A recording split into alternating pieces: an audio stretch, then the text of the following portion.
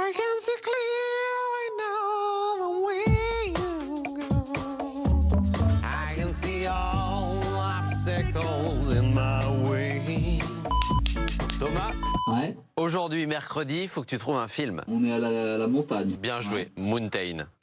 Ça démarre pas à la montagne, hein. Ça démarre en Jamaïque. T'es inspiré d'une histoire vraie. Pirates des Caraïbes. Ah non. Qu'est-ce que tu fumes, Sanka? Je fume pas, j'expire. Alors? C'est un skateboard. Normalement, c'est pas un skate. C'est un peu comme un gros tuyau ouvert. C'est une grosse luge, quoi. C'est une grosse luge où tu montes à 2-3. Bob Sled. Ouais! Et on vous montre les coulisses en même temps de ce magnifique studio.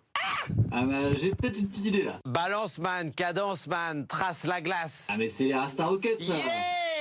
Waouh. L'image est folle. 13,99 €.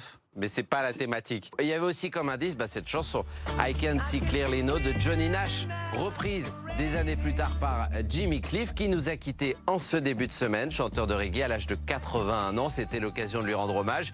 Et puis du cinéma encore et toujours dans un instant, puisqu'aujourd'hui, c'est mercredi 26 novembre. Bonne fête Delphine et bonne fête Conrad. Aujourd'hui, c'est, avant même cette journée mondiale, la journée des aides-soignants. On pense à vous, bravo à vous. Et c'est la journée mondiale sans achat aussi.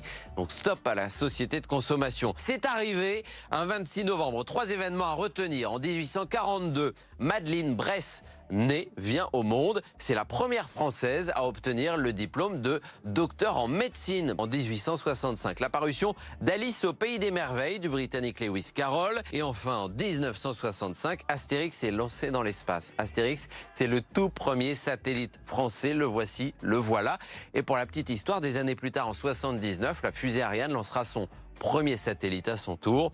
Et ce satellite s'appellera Obélix. Voilà pour les 3 infos à retenir aujourd'hui.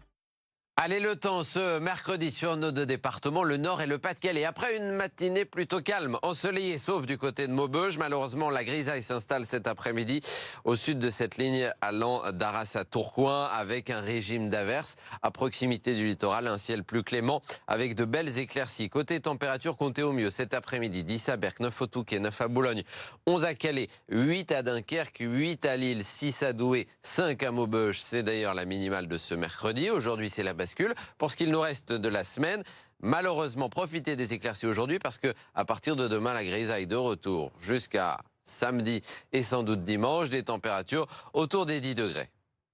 Et puis aujourd'hui, mercredi, comme tous les mercredis, c'est sortie ciné avec le film en haut de l'affiche cette semaine. Vie privée, nouveau film de Rebecca Slotowski.